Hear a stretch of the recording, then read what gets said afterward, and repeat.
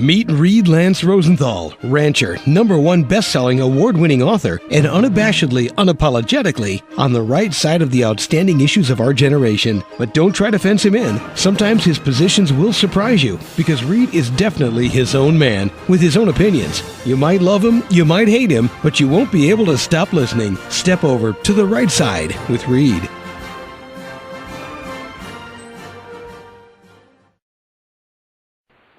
This is Reid Lance Rosenthal on the Right Side Radio, broadcasting to you at a KGAB AM 650 Cheyenne and the Town Square Network serving the Intermountain West.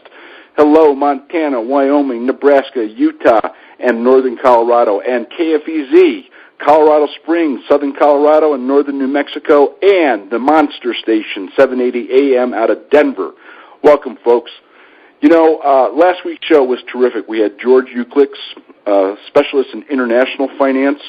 Today we have John Lott, and John has, #1, he has a PhD in economics from UCLA, of all places, hardly a conservative school. He's taught at Yale, he's taught at Wharton. He's written 6 books, the latest of which, by the way, which is still a bestseller, although it was out in February, is At the Brink. I really recommend you read it.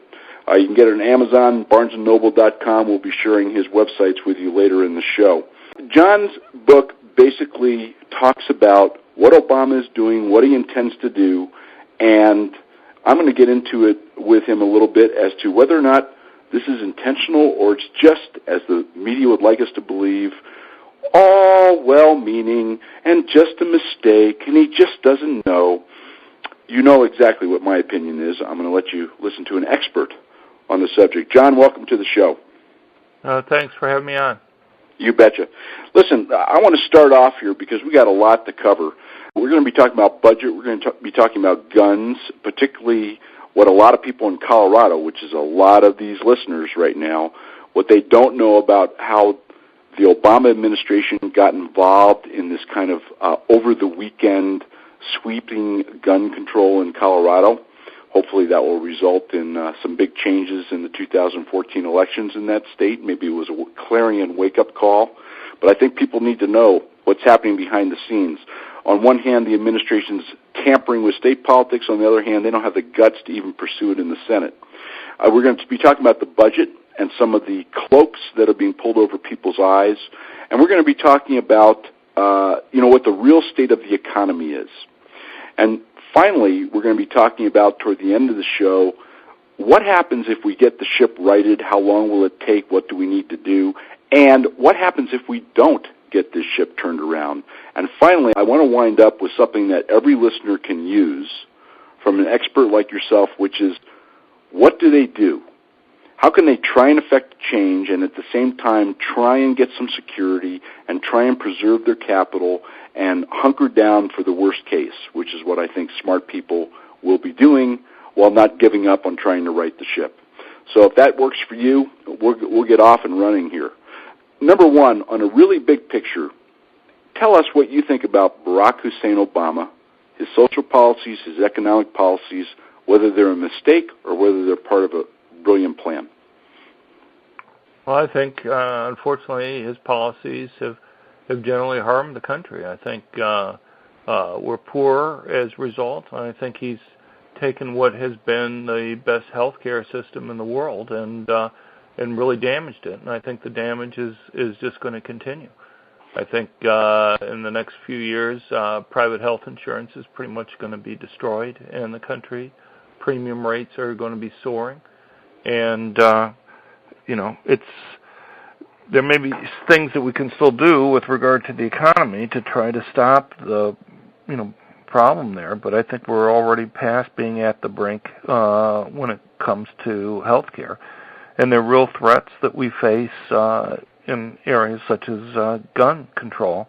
And it's not just from the legislation, it's from also things like the type of people he's appointing to the Supreme Court and to other courts. And as you mentioned, the big push that he's having at the state level for taxes and making it much more costly for people to own guns.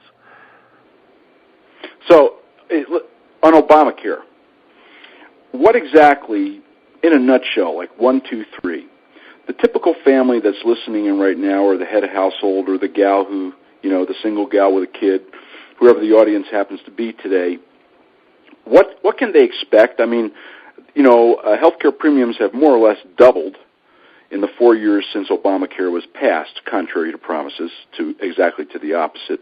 What can these folks expect in terms of healthcare costs and being able to keep their coverages, particularly if they're employer-type policies, over the next 4, 5, 6, 7 years? Well, since his regulations have gone into effect, we've been seeing health insurance premiums rise by about 1% a month. But the big increase is going to be occurring in January this next year. If you try to buy an individual policy on one of these Obamacare exchanges that will be in the different states, the cheapest price that you can buy for 1 year for health insurance, the so-called bronze plan, is going to be about $7,100. The average right now for an individual is about $5,400. So you can just see the increase. And for a family of four, it's going to go from an average of $14,000 to a minimum of a little bit over $20,000. And so the bronze plan, just to give people kind of a feel for how paltry that plan is, compare a bronze plan to a first-class Blue Cross Blue Shield plan today, or to what they call the silver or gold plans under the exchanges. Well, I mean, the big difference between the bronze and the silver and gold is how large the deductibles are that you have to pay.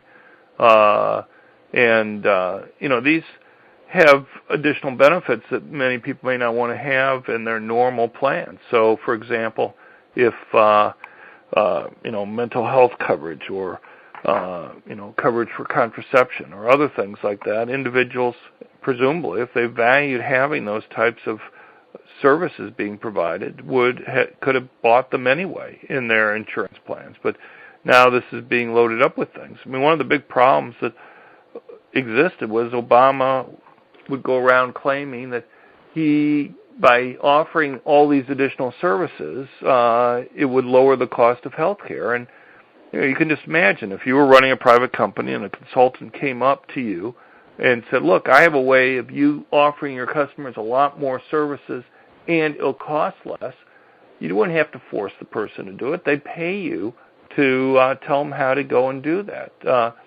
And yet the very fact that we've had to force these insurance companies to go and adopt these types of policies should have been a warning that, this wasn't going to also lower the costs. And in fact, it's had fairly dramatic increases. As I say, you're going to go from an average plan right now of about $5,400, something that could be down to the $3,000 range is low. But the minimum you're going to be able to get now is $7,100. That's a big change. And a lot of people are going to find that it's just not worth it to go and have that insurance. I mean, the problem that you face is that there's really no reason after January this coming year for anybody to buy insurance, at least not before they're sick.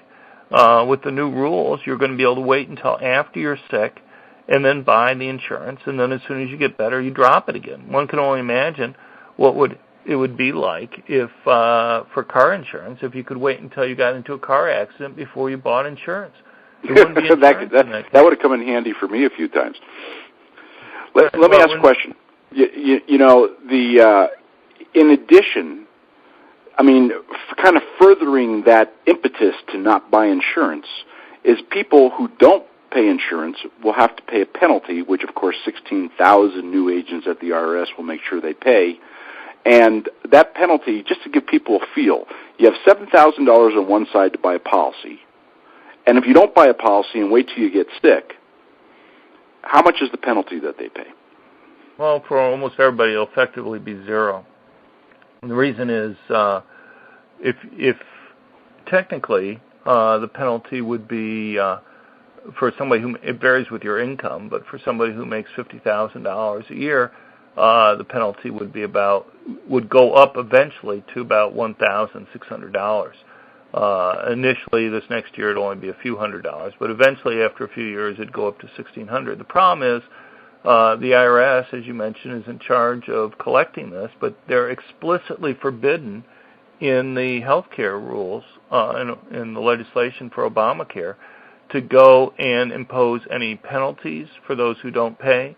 And they're explicitly also forbidden from using the normal tools that the IRS has to go and get people to pay. So they can't attach your income.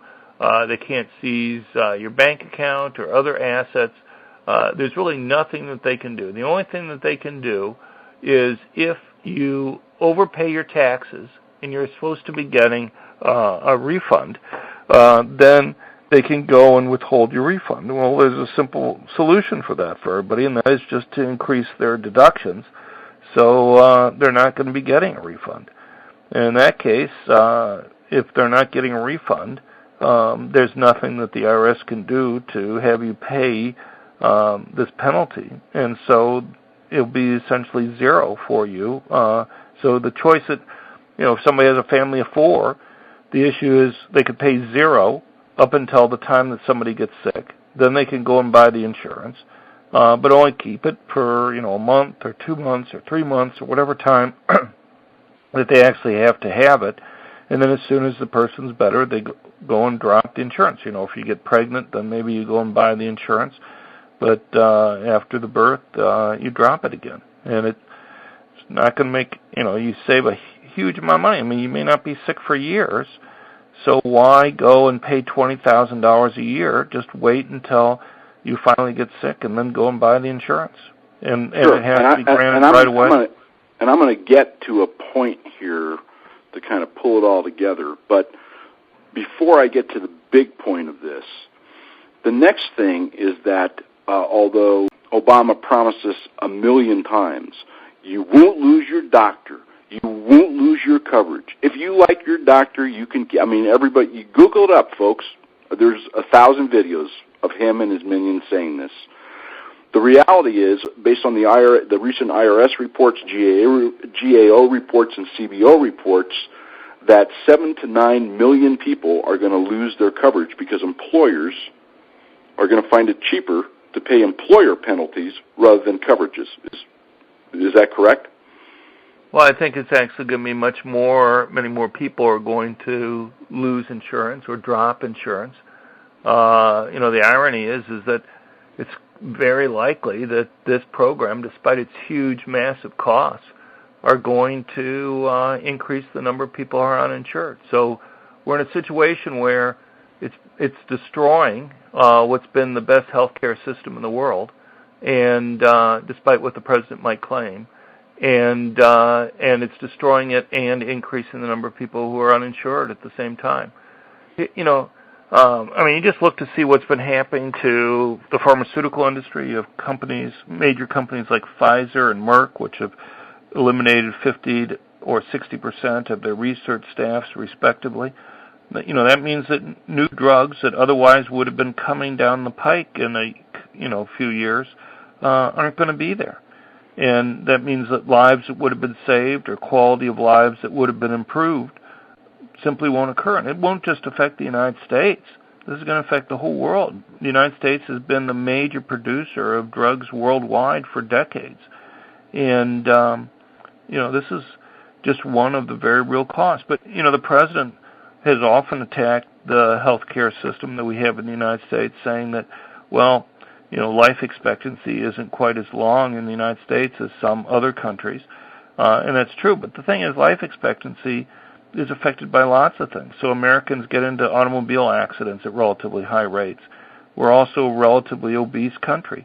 You can't expect healthcare to go and offset behaviors that people have across different countries. The way to look at that is to say, if you had to get sick, what country would you rather get sick in?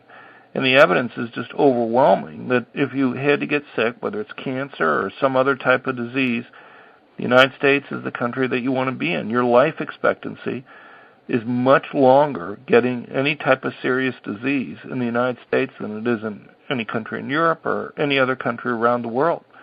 And that's what we risk losing. You look at surveys of Americans.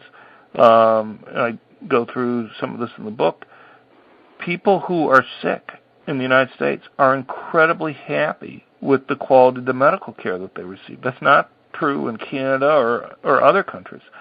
In fact, if you look at it, what you find is that the uninsured in the United States are actually fairly happy with the quality of their health care. They're not in the 90% range that the insured are, but they're in the high 60% range.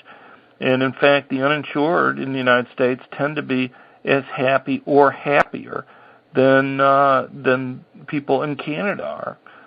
When you ask them the same questions about the speed of service, the quality of service, whether they're able to go and get the top doctors or go and receive the top medical treatment that's available. And things like speed, the uninsured are much, much happier in the United States than they are. Yeah, I mean, listen, I think everybody knows cases of people they know, even in Canada, who come to the United States for treatment. I mean, look at the heads of states of most countries other than Hugo Chavez and see what happened to him, who come to the United States rather than get medical attention in their own countries. I mean, the UK, France, Europe, you name it, all the way down the line. Let me ask a question. In addition, because I'm getting to something here which is going to tie into the budget deficit and the real problem, which will make everybody sick. Additionally, you now have, using the government report, 7 to 9 million, you think more, they're going to lose their coverage. We talked about the fact that people will find it cheaper to not get coverage, i.e. just get coverage when they're sick.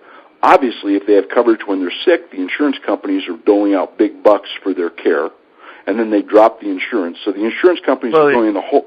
The insurance companies are going in. The insurance premiums will go up a lot. Yes, exactly. And now let's come to the third prong of this. And the third prong of this is that there's been $500 billion, give or take. Nobody really knows the real number because it's hidden from us. In waivers given to his friends, unions, corporate cronies, this beggar and that beggar, so to speak, many of whom supported the health care law to begin with and now have their hands out at the White House and HHS for waivers. So if you take those, do you happen to know the exact number in terms of dollars of waivers that have been given, give or take, to date? In the book, I have the number of organizations that have been given waivers, but I don't have it memorized. Okay. Well, I believe it's $500 billion, but what's $50 billion, give or take, when you're talking numbers like this? So if you take those waivers, which takes $500 billion of funding out, you take all these people who are going to get coverage only when it suits them, i.e. the insurance company has a cost but doesn't have the revenue. You take the huge administrative cost of putting this debacle in, starting with 16,000 IRS agents, etc. I mean, what you come to is a huge negative impact to both annual deficit and overall national debt. Do you agree with that? Well, the national debt has to do with with government spending. Right. That's kind of, I think people pretty much know how much is being spent here, but and obviously there's going to be a lot of new taxes here, but sure, we're talking about lots of things that are driving up government spending. Health care is only one thing. You look at the first 2 years of the Obama administration, we had a 21% increase in government spending over and above the increase in inflation. We've never, in inflation-adjusted terms, we've never had such a big dollar increase in government spending.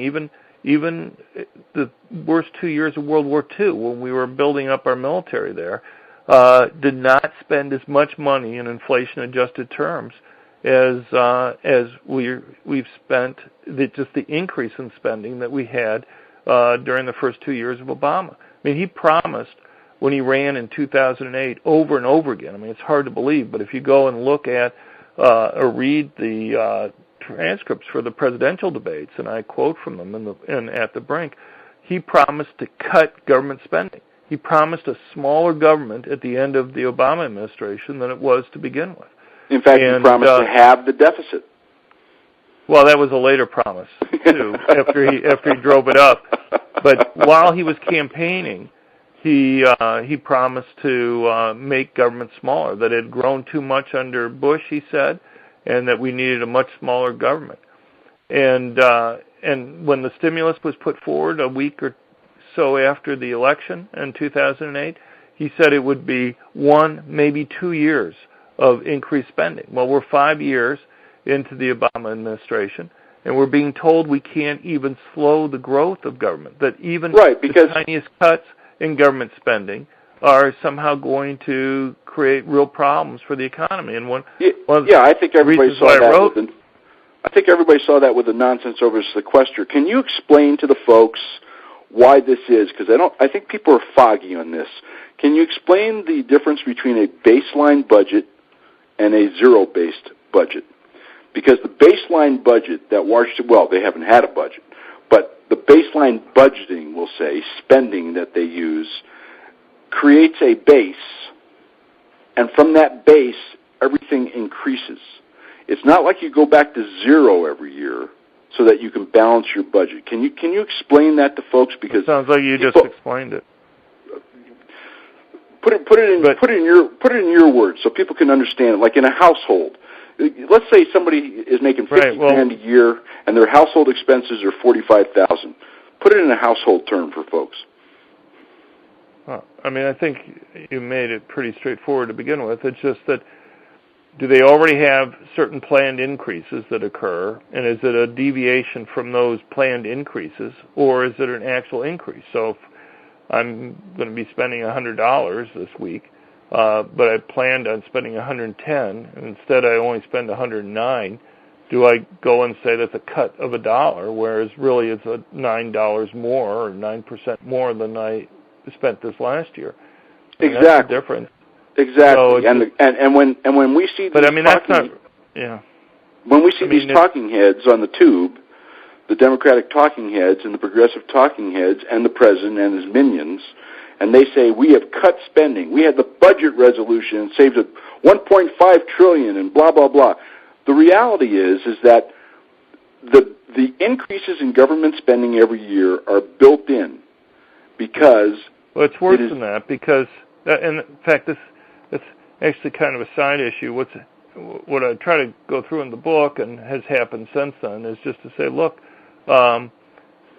even using the baseline budgeting, they'll claim that they're cuts from the growth. But the thing is, when CBO, the Congressional Budget Office, has actually looked at it, they basically lied because they go and they double count things and they don't count other spending that they have. And so there have been several times recently that Obama has, said that, or the Democrats have said that they would cut spending when it's actually been an increase. So you just look at the discussion over the sequester. They were claiming that they were cutting spending, but when the Congressional Budget Office looked at it, they had tax increases and they had spending increases, but the spending increases were even larger than their tax increases, and so their proposal was actually raising spending, and there have been huge errors. And raising the deficit and increasing the debt. Right, exactly. Right. So the bottom line of this part of this discussion is that the stimulus bill, where we were sold a bill of goods, no pun intended, the stimulus bill was, I'm going to ask you what you think it did for us, number one. And number two, what it did was it raised the baseline of spending by the federal government by that $1 trillion. In other words, it built in a $1 trillion increase into annual expenditures. Correct? Right, it increased, right. And we haven't seen drops, right, in the spending. Exactly, because the new base from which they project this new year's spending was raised $1 trillion in one fell swoop with this bill of goods they sold us called the stimulus bill. So we have $1 trillion we spent, which automatically increased our annual spending $1 trillion. Can you tell the folks, John, what that stimulus bill, what did we get for that $1 trillion, which has now been cooked into our budget for the last 4 years, well, and on which all spending increases are based? what I tried to show in At the Brink was we've essentially had slower economic growth, slower employment growth, and slower income growth as a result of that. And the only thing that we've really gotten to show for it is huge increases, essentially a doubling of per capita publicly held debt in this country. The average family of four has seen its debt double to about $200,000 per family. Those are real big increases in debt, and we're still looking at trillion-dollar deficits on into the future here. And so I have some fairly dramatic graphs in At the Brink that just shows, if you look across countries, the ones that have essentially followed Obama's policies of big increases in government spending and big increases in debt, they're the ones that have been the worst off, and it's not surprising. I mean, when you go and run these big deficits, what you're telling people is that you're going to have higher taxes in the future in order to pay that off, and that discourages investment, that discourages growth just as much as having the taxes today. If I make an investment and you're going to tell me that a couple of years or a few years farther out you're going to have higher taxes, that reduces the return that people expect to get on those investments and reduces their incentive to make the investments to begin with. You bet. Folks, you can go back in my archives, right, on the rightsideradio.com. That's on the rightsideradio.com. Look under, everything is kind of cataloged. Look under Europe and look under finance, those two categories. You will see that I was ringing this bell a year and a half, 2 years ago. Look particularly, or listen particularly to the show called Greece is California. And also look at a show, I forget exactly what the title was, but the bottom line is that I equate the current policies of the United States to the policies of Europe and draw you a picture as to where Europe is now. Now, just in the last week, of course, we've had a European government, albeit a tiny one, Cyprus, decide that they're just going to take money in your bank account. Wow. And, folks, if you don't think that can happen here, you better think again. And if you don't think that some of the people in power, this is my personal opinion, I'm going to ask John here in a moment, if some of the people in power wouldn't love to do that, you better think again. John, how far do you think Obama and his minions, the current administration and their henchmen in the Senate, would go to, shall we say, take wealth and redistribute it as they see fit, primarily to buy votes? I think they're willing to go pretty far, and I think the president has indicated that is the case in many occasions. He's, this even goes back to the presidential campaign back in 2008 when he was asked about capital gains taxes, and he essentially said he would be willing to increase capital gains taxes or want to increase them, even if it reduced income, even if it made the country poorer, because he thought that it was important to go and take away money from people who he didn't think deserved it. Social justice. Right. So, he values taking away money from higher income individuals more than he values kind of raising the tide that lifts all boats. Although, in reality, if you take a look at the 21 taxes in Obamacare, 13 hit the middle class. In the most recent tax increase, despite the fact, I think the exact words were, once again, folks, Google it up. You can watch the president say it on the video 25 times. You won't pay one more. If you make under $250,000, you won't pay one dime, not one more dime in taxes. I think we all know that isn't true because in the latest tax hike, you are all paying more taxes. And Obamacare's $675 billion, approximately $480 billion, give or take $50 billion, is coming out of the pockets of the middle class. Never mind your health care is being eroded, as John was describing and described so aptly in his book. So, bottom line of all this is this isn't really about the rich. This is really about anybody who has an income and redistribution to anybody who doesn't have income or assets. What is your thought on that, John? Well, you just can't get all the money for these programs simply by going to, the top 1%. Exactly. And, the tax increases that the president just had on the top 1% that he got through, higher income taxes, higher capital gains taxes that he wanted them to pay. I mean, altogether, this was raising something like $40 billion a year. $40 billion a year when you're running, you're spending like over $3.8 trillion, and your deficit's over $1 trillion is nothing.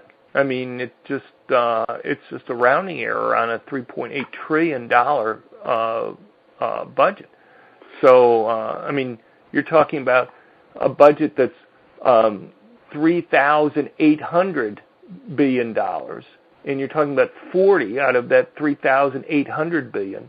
It's just a small effect there. You're talking about something that's about 1% of total spending.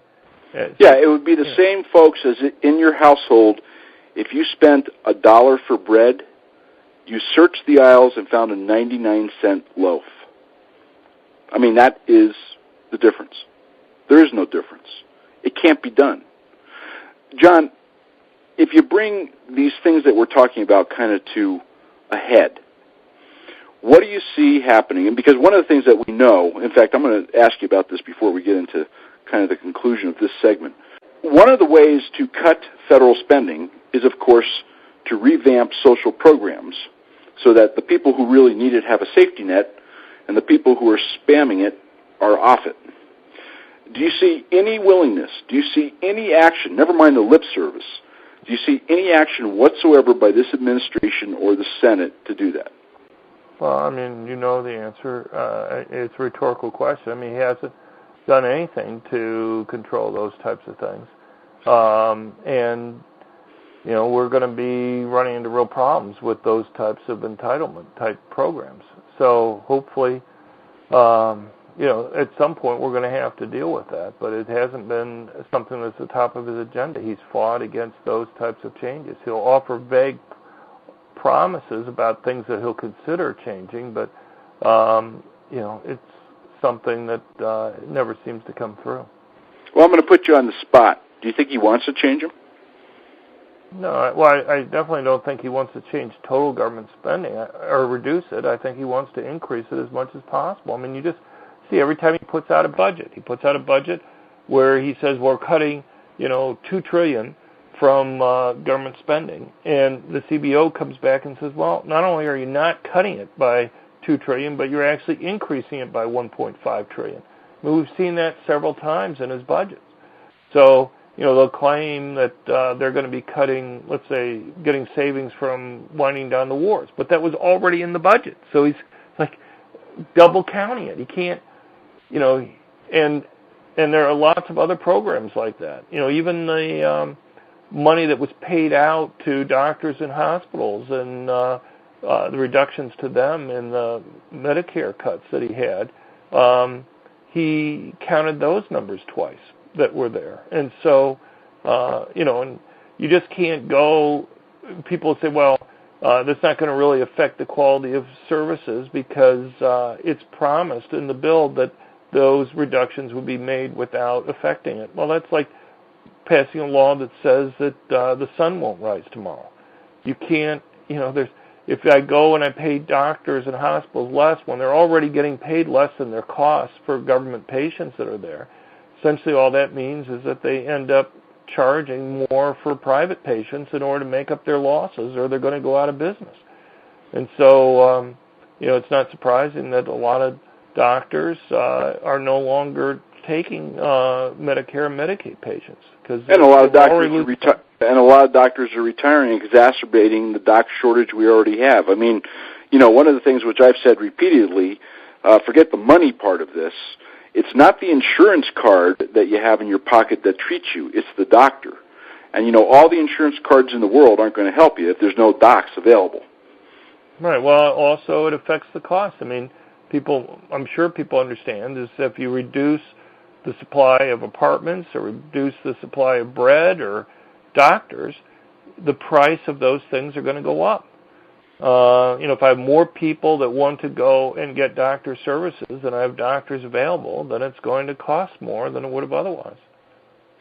So if we've kind of followed this to its logical conclusion, I'm positive that you're familiar with the writings of Cloward and Piven, correct? Yeah, I've seen them. Yeah, orchestration of crisis. Do you think Mr. Obama is doing all this intentionally to bring America to its economic knees and to use that opportunity to institute, shall we say, a more socially just form of governance? Well, I mean, I think he wants what he considers to be a more socially just a country, but I think he's just misled. I think he's just mistaken on what works and what doesn't work. I know the people he disagrees with, he views as being evil in some way, but I guess I disagree with those who think that. I just don't see the point of getting into intent here. You just get into an argument with whether somebody's trying to destroy something or not. I just don't see the reason to get into the bottom line is, whether there is intent or there's not, the end effect is the same. And the end effect, in your really expert opinion, if we don't get this under control, what can folks expect to happen to the country socially, to the country financially? Well, I think we're already seeing a destruction of the quality of health care that they receive, and we're from what's been the best country in the nation. That's probably already baked in. I don't, given that he's president for almost 4 more years, that's not going to get fixed. I think the one thing that can get fixed is with regard to these huge deficits that we have.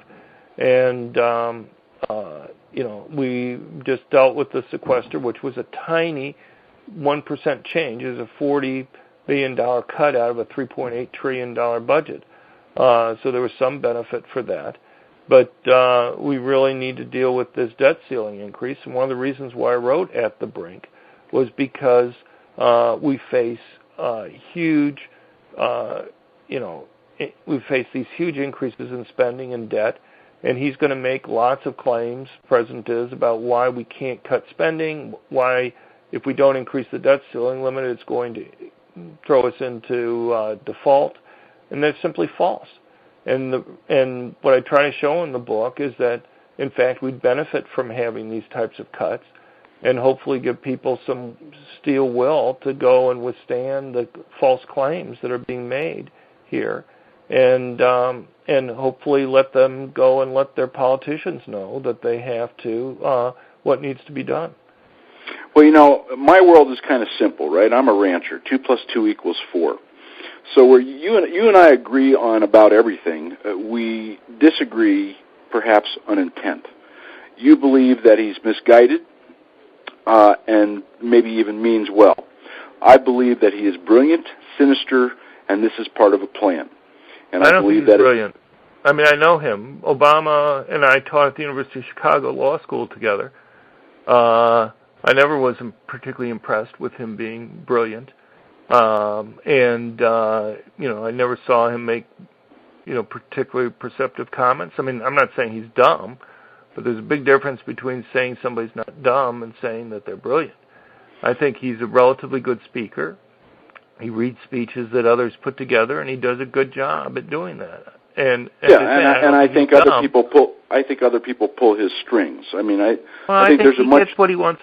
I think he gets what he wants done. I mean, the guy that I knew at the University of Chicago, we overlapped for 4 years. We both taught in the law school, and he was a part-time lecturer there. The guy that I knew was well to the left of most of the faculty, and that's an accomplishment. That's relatively few people can be well to the left of most university, law school faculties. But, the thing about Obama that I saw firsthand and that I talk about in At the Brink is that this guy had strong views and he didn't like to talk to people who disagreed with him. And I think we've seen this in spades over time where, he doesn't really have a dialogue with people. He goes and calls other people names. He attacks them and their intent all the time. It's just not other politicians. He attacks businessmen and doctors. And I think he's just a mean guy. I mean, that's what I would say he is. Not that. Okay, well, we completely agree on that. We completely agree. And folks, you can think about all his little speeches over the last 5 years. You can go back and listen to whatever he's talked about over the last 2 weeks, where he talks about bipartisanship, and he talks about, he believes in capitalism, and he's a backer of business. forget what he's talking about. Watch what he's doing. I mean, John is giving you some insight now you don't often get because John spent 4 years with this guy teaching. And the real Barack Obama, please stand up. He doesn't want to talk to anybody about anything. It's his way or the highway. John, if we do not get this deficit spending, we haven't even gone into QE3 and $85 billion a month being printed by the Federal Reserve out of thin air to artificially depress rates and give the illusion of an economic recovery. If we don't get this under control, tell us, in your professional opinion, because you've been there, what is the result for the United States of America? What happens to a middle-class household making $75,000 a year, both parents busting their butt? What's going to happen to them? But the point is that I think the problems that we have are kind of papered over because we're borrowing so much money. People see the government spending, and the bill that's going to come due is going to take a few years for things to have to come due. But here's the problem, and that is for each 1% increase in the interest rates, we see about a $150 billion increase in the deficit. Right now we're a little bit over 3 percentage points below the normal average interest rate the government's had to pay on its debt over the last 30 years. And the reason for it being low is that people don't want to invest. They don't want to borrow to go and invest in different things. But that will eventually change. And it's not just the United States that determines that. It's the rest of the world, too, that determines what the interest rates are going to be. And the problem is that, so if we go back to kind of the normal interest rates, we'd be talking about another $500 million in, or $500 billion more in debt. And so, what's a $1 trillion deficit becomes a $1.5 trillion deficit. And the risk that you face then, and it's not yet now, but maybe in 3, 4, 5 years at this rate of building up deficits, is that maybe then we'll have a $700 billion increase in the deficit, and lenders are going to look at us and they're going to say, look, you're running too large of a deficit. You're too risky for us to just go and lend you money at the same old interest rates that we would be charging. We're going to have to charge you more because you're riskier. I mean, people who bought a house who have a worse credit rating or bought a car who have a bad credit rating know that they have to pay higher interest rates. And the problem that you face then is that what may be a bad situation to begin with quickly spirals out of control. So, if a 3% increase in interest would cause you to go, another $700 billion, maybe they decide, well, I want to charge you 5%. And so now you're talking about over another $1 trillion in deficit. So what was a $1 trillion deficit to begin with now becomes $2 trillion. And to make up the difference, the Federal Reserve prints money out of thin air. Well, that's the risk. But I guess I'm not as concerned about that right now as you might be. I mean, I look at the interest rates that are on long-term bonds, and they're still low. I mean, they're not that different. I think there's a difference between. Well, I don't want to get too technical, but there's different measures of money supply that are out there. If you just look at kind of printed money, it's true it's gone up, but we have other measures of money supply that includes checking accounts and savings and things like that, and those broader measures of money supply haven't gone up anywhere near as much as the increase in the money supply from just printing up money. And so, and printing up money is actually a fairly small portion of the overall money supply when you include checking, for example. And so, in the end, would you agree that the more of something you have, the less each increment is worth? I.e., the more dollars in circulation, whatever money supply figure you want to use, the less each of those dollars is worth. Everything else equal. If you increase the total money supply, the value of each dollar is worth less. I'm just saying you have to think of I would explain that to my kids or anybody else. I agree completely with you. I just am saying you have to think of money supply as much broader than just the money that they print up. I'd like to finish up. If you could talk, you're talking to a middle class. There are people on the low and the high end of this audience, but You're talking to really the backbone of America on this show. What would you suggest that they do? Number one, what would they do? What can they do to get involved and try and change this? Number two, what can they do to try and create as great an amount of security for themselves and their family as they can? And number three, where can they put their investments? Where can they put their money where it's going to be at least relatively safe no matter the outcome here over the next 3, 4, 5 years? Right. Well, one of the reasons why I wrote the book was simply to go and explain to people what the arguments are that are coming up right now in these budget debates, and to let them know how they can respond to these things, so that not only can they convince their neighbors, but they can put the proper pressure that has to be put on politicians that are there to make sure that they do the right thing on these issues. So when they claim that there'll be default, or they claim that the economy will slow if we cut the spending, I think there's a lot of very simple responses that can be made to those types of claims. With regard to people's own financial decisions, I'm not at this point as worried about inflation occurring. I think it's going to keep on going at about the 2% or so rate that we have right now. I think people should save to make sure that they have some cushion, though, and they should have a diversified portfolio with lots of different types of assets that are there, just to protect them against this type of risk that can happen. And so, that's basically what I would advise, not to put all their money in any one thing, but to try to spread it out as much as possible to provide themselves with some type of insurance against bad things happening. What do you think about land and real estate right now as a place to protect some dollars and maybe safeguard against future inflation? Well, I think land, if you thought there was going to be a lot of inflation, then I suppose land would be particularly valuable to put things in. As I said, I'm not sure that I think that there's going to be a lot of inflation coming up. But, in fact, I would say if you look at long-term bonds, it doesn't indicate that people think that that's going to be the case.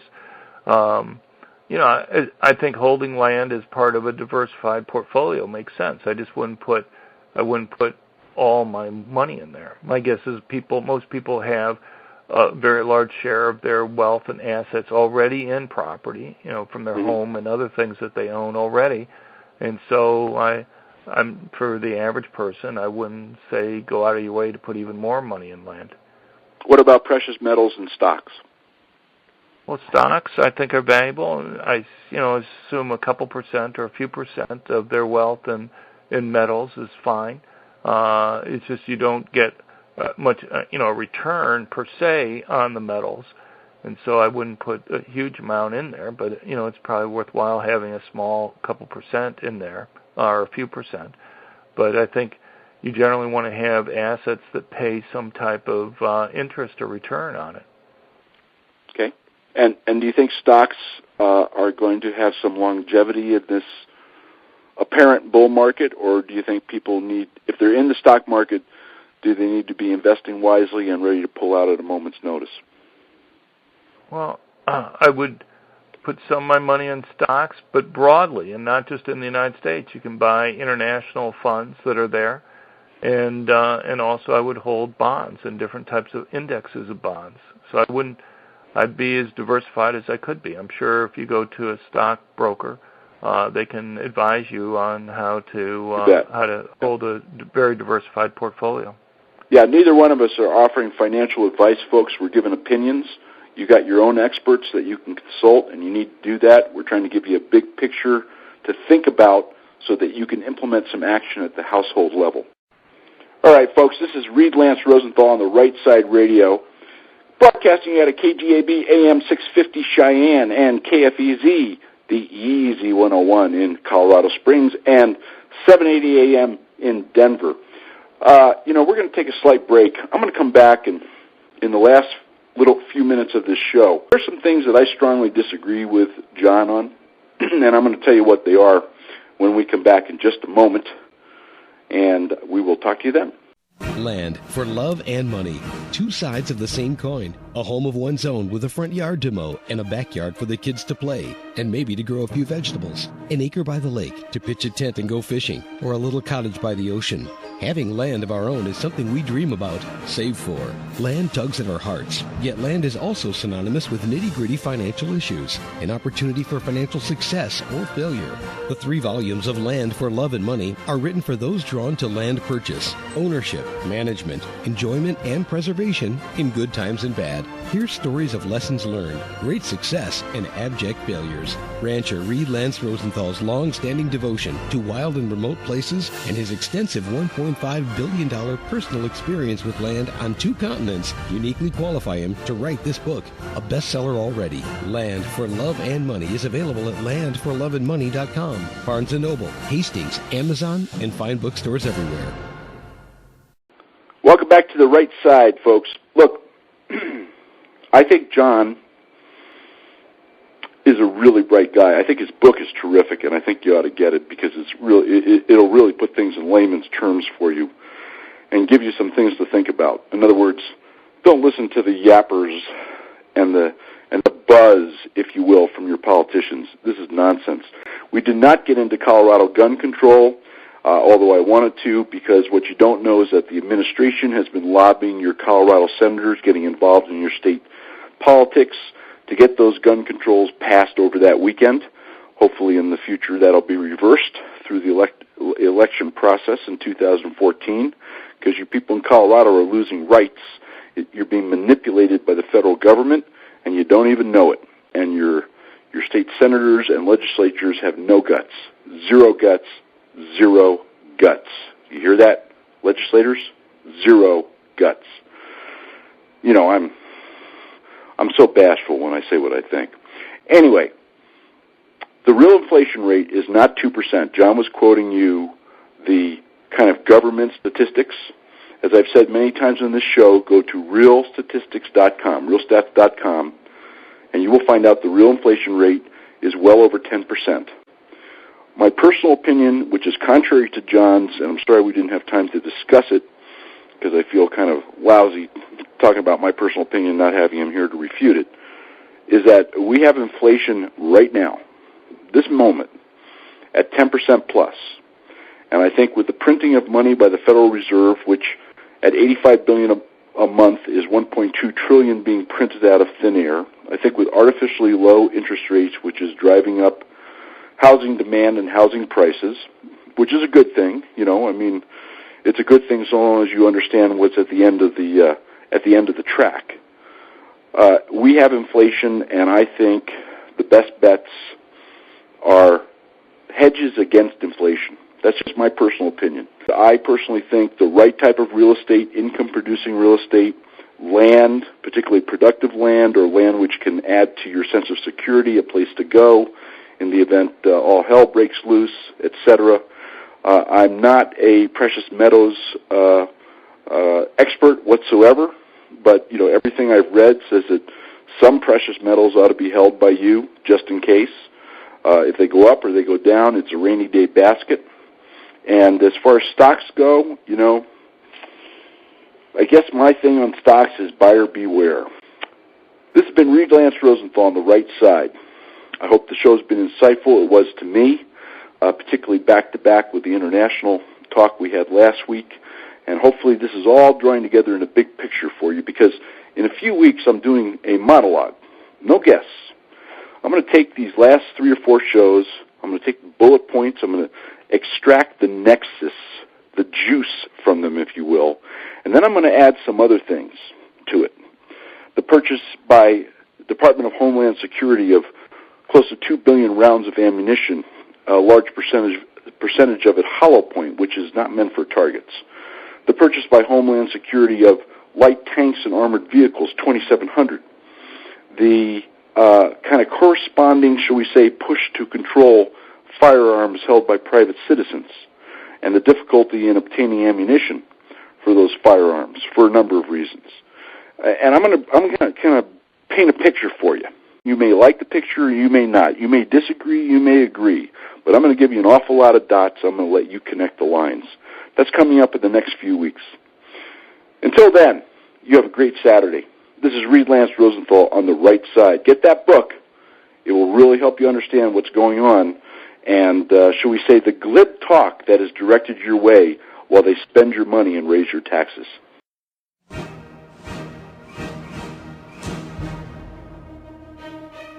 For more information about Reid and his work, please go to ontherightsideradio.com. There you can also click to purchase the first 2 volumes of his #1 best-selling historical Western series, Threads West, An American Saga, and Maps of Fate. And now the first volume of his new nonfiction series, Land for Love and Money, is available everywhere, or go to landforloveandmoney.com. That's Land for Love and Money.